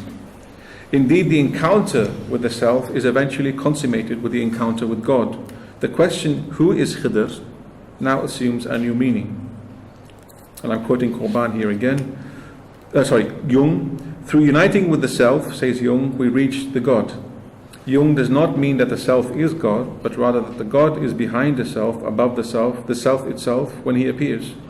Or as Qurban once put it, whether it is referred to as the divine being or as the archetypal angel, no sooner does apparition reveal the transcendent dimension of spiritual individuality as such that it must take on an individualized feature and establish an individuated relationship with every individual. Khidr can only guide each man individually to what he alone is capable of seeing and not bring him to any collective pre-established dogma or image of him. The form in which God appears conforms with the image that the initiant has of him. And here, this is the principle of theophany that is very common in Ibn Arabi. And perhaps it reminds me of the distinction Jung makes between the Godhead and the God image. And I think Jung clearly had this in mind in the Red Book when he says, with a rhetorical flourish, and even if the God had revealed himself in a meaningless abomination, I could only avow that I have experienced the God in it. This is the only way we are able to have the intimate encounter with the one God despite the multiplicity of appearances. And he comes back to the theme of this conference. Ibn Arabi expresses a very similar idea, but much more beautifully, I think, in the famous verses where he says that the beloved appears to the gaze of each lover in the form that they have of their beloved. Unlike Moses, I had not found my inner guide. Perhaps I was not yet ready. However, while I struggled with my own individuation process on Lago Maggiore in Italy, I had a series of dreams, and I believe perhaps one of them may have been archetypal. I'm going to share one of these dreams with you today. I honestly don't know what it means. In the dream, I climb up on a ridge overlooking the sea, and on the ridge there lays the grave of Jesus, perched on the edge of the sea. The dirt had already been removed from atop the grave, and I am standing in the grave of Jesus. I'm about to remove the stone slab and open it when I notice several holy figures standing above and around the edge of the grave. I recall a Muslim Sufi sage, a Christian monk, saint, and a Buddhist monk, among others. The Buddhist monk turns to me and gestures with his hand, indicating that the time is not yet. At this point, I wake up completely baffled and tormented. I'm going to stop it there. It's a very long 42-page autobiographical encounter, as it were. Maybe my interpretations are incorrect, but I'm trying to document exactly what happened and how they happened, and how I went back and forth between Qurban, Jung, Ibn Arabi at different stages of my own journey before I did my doctorate on Ibn Arabi. And I think one of the reasons why it may be useful is because in a very organic, spontaneous encounter with these three figures through a real life process, a real life process. So if you have any comments and thoughts or questions, please go ahead.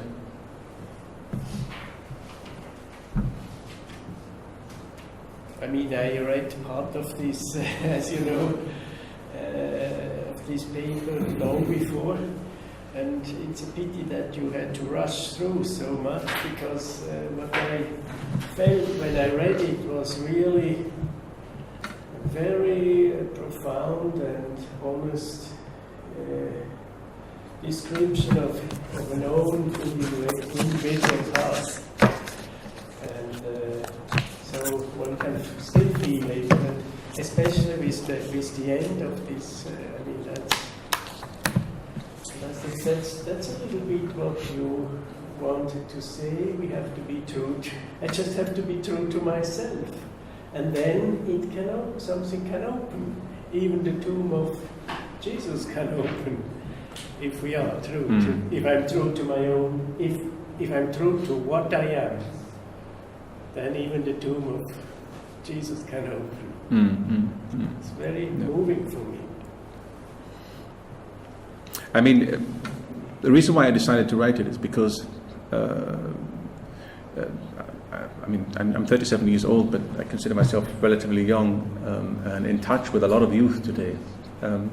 Especially if you go over the pages of the early struggle I went through, which I didn't really go through into much detail, but it really sums up a lot of the existential crises that many Muslims go through.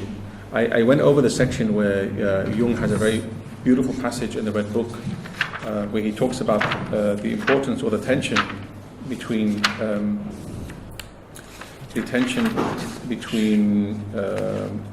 the collective and the individual I in the Red Book, where he talks about this tension. And I think at a certain moment in my life, I stood right there in between, right in the middle, between the pull of or the comfort one finds with easy answers, complacency, and that other fork in the road, the other direction in the road that leads one down to a more difficult path of trying to understand. If I am angry with the world, it's because I am projecting something of an internal struggle within. And this aspect of Jung's analysis of the situation of many of his patients, but at the collective level and at the individual level, and the dynamic between them, for me, really crystallized this issue and clarified it for me, understanding why there is sometimes so much anger and why it's extremely relevant. And I think a lot of people overlook Jung's early comments on the events happening in Europe and what is happening, the events happening in Europe at the time, and how they're reflected in the existential crisis of the individuals. I found them prophetically relevant to what's happening in the Middle East today. Prophetically relevant. That dynamic and the choice between becoming an I or that ism, the collectivism, it was an important one. I wish I could find the quote. It's in the Red Book somewhere. Give me a second. Maybe I can find it.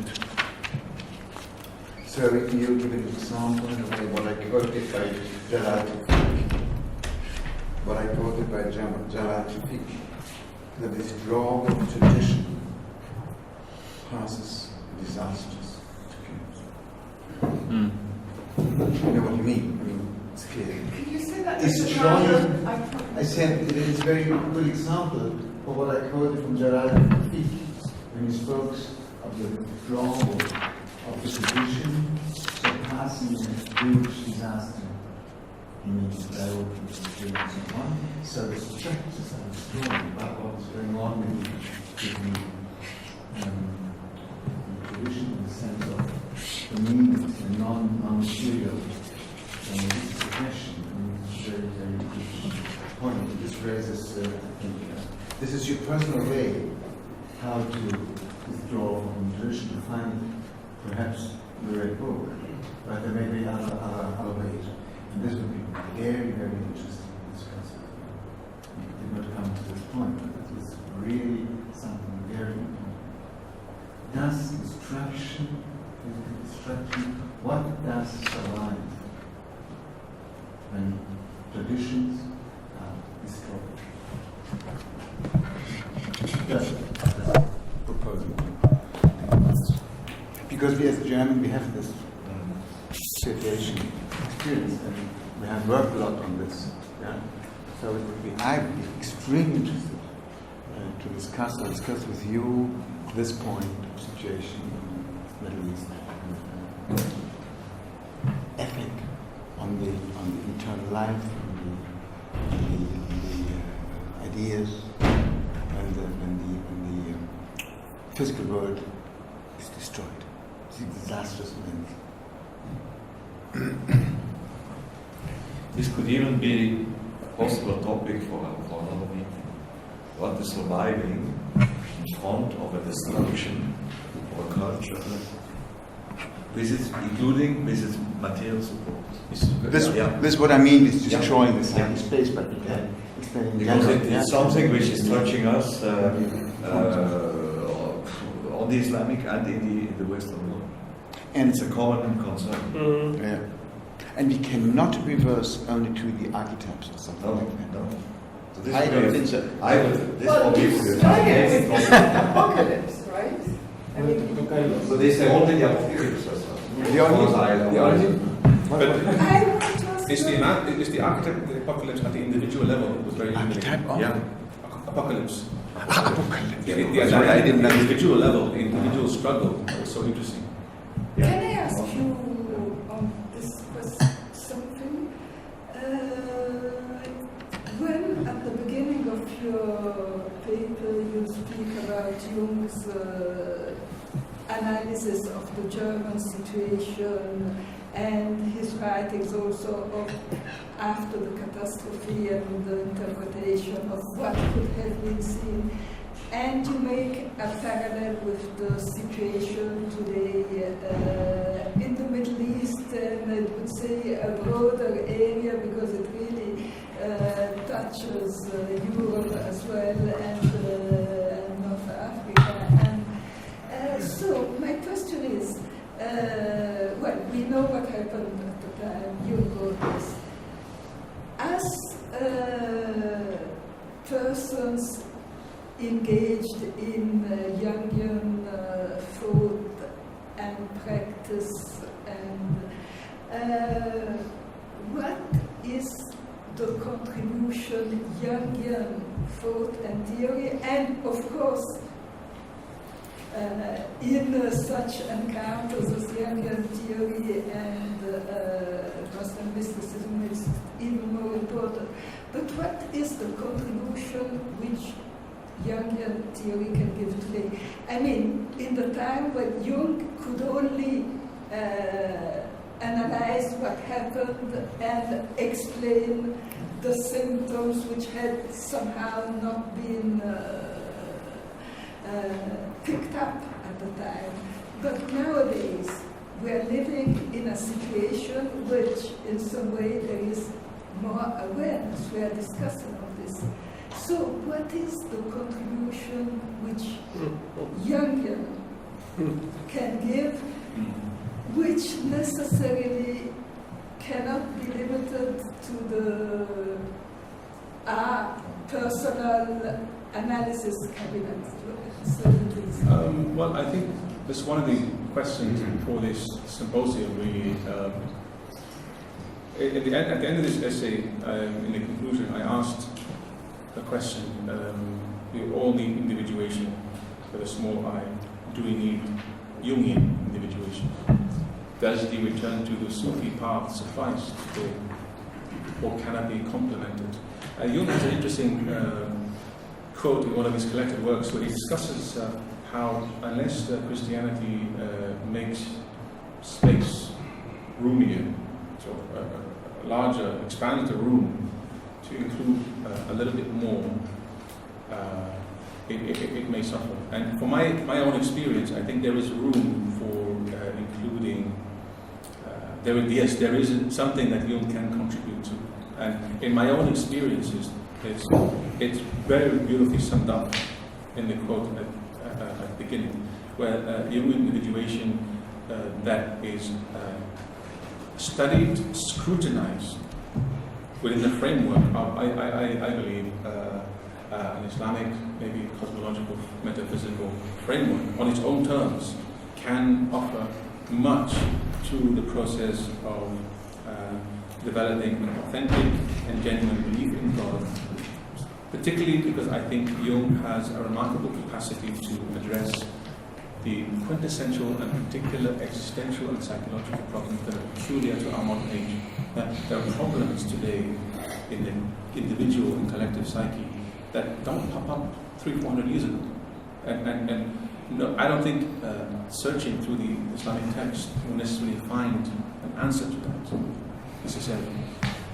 And this is where I think Jung's contribution can be very, very extremely positive. In my own journey, he was extremely helpful when I was trudging through the mud. The darkest, most difficult places on my own. I didn't have a Sufi teacher. And that's where his guidance was extremely helpful. Extremely helpful. Now, is that a model for everyone else? Maybe not. I would very much love to give an answer to your question by telling you a story. It was in 1949 when Max Zeller was a Jew. He was in a prison camp in Germany, and he escaped to London and then to the States, Los Angeles. And he created, together with James Kirsch, the institute or the Jungian group in Los Angeles. And he came back after the war to see Jung. And so he saw him for 3 months. And he was always concerned with the question, what the hell do I do as analyst? I treat 20 or 30 people in a week, and I see all the destruction in Europe. And what do I really do? And so finally there came the last time that he visited Jung, and he had forgotten his dream, so he went back to Zurich. And on the way he remembered his dream that he had last night. And then he wrote to Jung a telegram, and Jung immediately answered why? Oh, I'm interested in this dream. You must come again. Could you come tomorrow morning? So he went back to Küsnacht, and then he told Jung, Max Zeller, told Jung the following dream.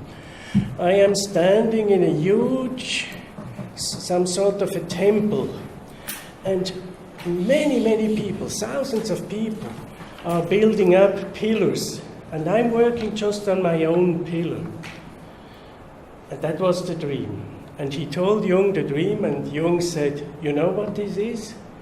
This is a new religious movement. This is the new religious movement, and I know Russians and Indians and Chinese and people all over the world are working on this. And then Jung asked him, you know how long it will take until this building is finished? And then say, how should I know, Max Zeller? And Jung said, I know it, because of dreams of myself and from my clients, it will take 600 years. So that would be, I think that's a beautiful answer. Whoever is building on this temple of this global religious movement, and our workshop hopefully is part of it, that's my hope, is contributing to this. So that's his answer. Can I read something out? Can I read something? Yeah, shortly. In the Red Book, Jung provides a masterful analysis of the choice between becoming an individual or joining the herd, or what in the Red Book he calls singleness and communality, respectively. There is singleness within us, and it refers to us, and communality outside us, or the external. Likewise, we are single if we are in ourselves, and communal in relation to what is outside us. However, if we are outside of ourselves, says Jung, then we are single and selfish in the communal. Our self suffers privation if we are outside ourselves, and thus it satisfies its needs with communality. Consequently, communality is distorted into singleness. This brilliant analysis sheds light on the condition of individuals who have not turned inwards, but are rather outside of themselves. In the tripartite division of the self in Islamic thought, this is the compulsion of the lower self. Individuation can be understood as a process of becoming undivided, i.e., becoming more and more fully our full self, having less of it projected, attached to external objects, pulled down by the shadow, repressed or split off and denied.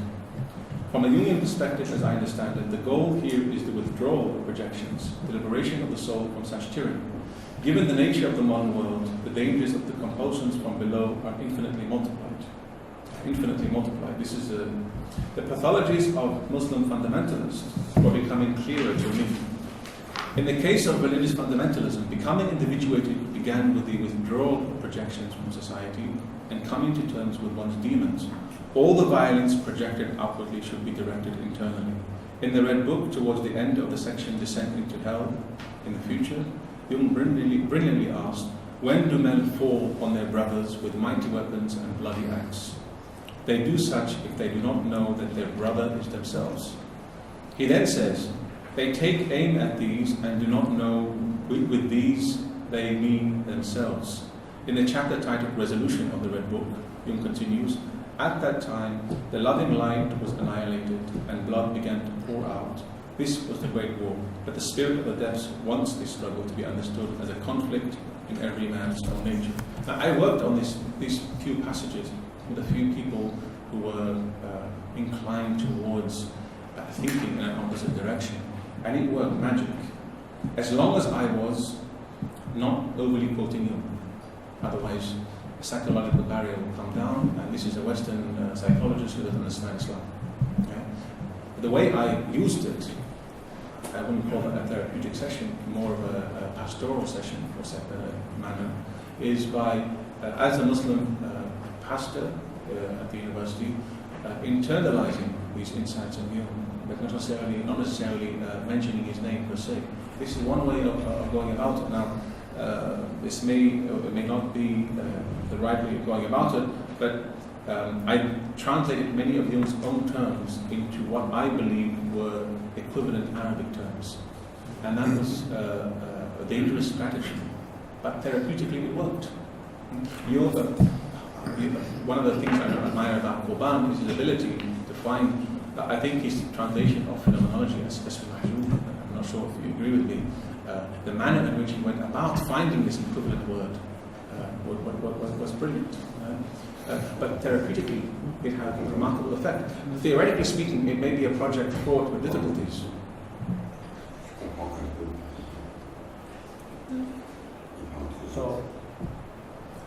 So actually, I think this is also, also your talk is a very nice example for this general problem I think we have, and which we also have discussed here in this workshop several times, and also which this workshop is about, this question of the ability to communicate, for example, or to express in this case, experience or religious experience or religious experience. And if I'm also to the question which was asked before, the question what could Carl Gustav Jung or the psychology of Carl Gustav Jung could contribute. I mean, I'm not an expert in this field, but as far as I have understood, actually, from the work of Carl Gustav Jung, is, for example, that if you regard mass movements and so on, you can see this negative inputs of this unconscious or this shadow which we are talking about. And for example, people who actually are reflecting their own experiences and have the ability to talk about it, for example, seems to be a possibility to get this connection to this consciousness. But there might arouse another difficulty, how to express this experience and how to make it understandable. I think I'm actually not quite sure. That's also a question of myself. Actually, how can you communicate? And how is this experience understood, for example, to find the right words, this translation, for example, translation of phenomenology, how to translate phenomena that they are also understood in other terms, not only in other terms, also for actually for other individual beings, from other cultures, for example. How can we translate that? It's also the equally important question. It's a small comment, it's not a question. Yes, equally important question or comment would be to what can Ibn Arabi offer Jung? What can they? What can Ibn Arabi, what can Sufism offer Jung? Oh, a lot. That's an also interesting question. And I've been usually thinking about the reverse. I know, a lot.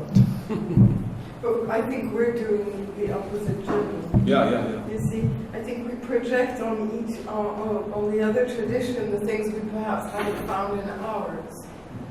So we've done half the way, and then we expect the other tradition maybe to take us across whichever tradition we started from. That's my impression today. I found the notion, Jung's notion of the unus mundus and the psycho and synchronicity of alchemy, a very interesting direction to push further. Well, for me, it would be the mundus imaginaris. Yeah, well, that would be interesting to push. Yeah. You see? Well, just before you started your there was, we discussed and Sweat mentioned a book which I don't know because in which she said there is a way of analyzing the different attitudes, the motivations, the psychological motivations for which I know there comes to my mind there are different aspects of this. For instance, I know there is an analysis of envy, which in Islam distinguishes very carefully different kinds of and I have been thinking this is really an interesting contribution to that psychology as we know it, refining some of our categories in a way which might be interesting. I have a summary here of 3 main quotes directed at humans. Just to. That's his way. You don't listen enough. No, well. He's so involved with his own. Sorry. Finishing point. Sorry. No, because you triggered something that. Well, I think. Okay, so taking a macro step back, I think there are 3 broad themes that I think there needs to be a serious discussion over. And I think we'll move into the general discussion now, beyond the. Do we not have a break, coffee break before? We do. Okay, let me just finish this last point. Do you think the quote is so long that we can break and then quote go on after the break? Well, we can have a coffee break and come back. It's fine. Let's go to a coffee break. We'll stop here, have a coffee break, and then we're going to come back for a group conference discussion. Yeah. I've summarized every possible critique of Jung I could find in here. Every possible. Yeah, because these are points that I think needs to be addressed. Yeah. Okay, but if you want to read that, what does it read. No, I'm not going to read them. Read slowly. Yes, Because I understood very little of what you said. It's very fast for what us. you read. Excuse me. Yes, It's too difficult. You are so deep in your own material that you don't feel that there's a group that wants to hear something from you. Okay, but This is a reason, a little bit, yeah? It's too fast. Yeah. I was fortunate. I knew part of it already. But can I just ask why you want to end this with critiques of Jung? No, I don't want to end it with a critique of Jung. I mean, that doesn't No, it's not necessary. I know. I said I collected a lot of critiques of Jung that I think that needs to be addressed head on. Why? Why? Because these are critiques by Muslims. These are critiques by Muslim scholars. Oh, that would be interesting. But that would be wouldn't you circulate this paper to us with others? So it would be very good. That would be I'm going to interesting. mention only headlines, but I think we need to think through these more. Yeah. Otherwise, it's too much. Wouldn't it be a starting point for a general discussion of this Muslim point of view? We have a coffee now, eh? Good. We have half an hour? Half an hour. 15 minutes. 15 minutes? Come back.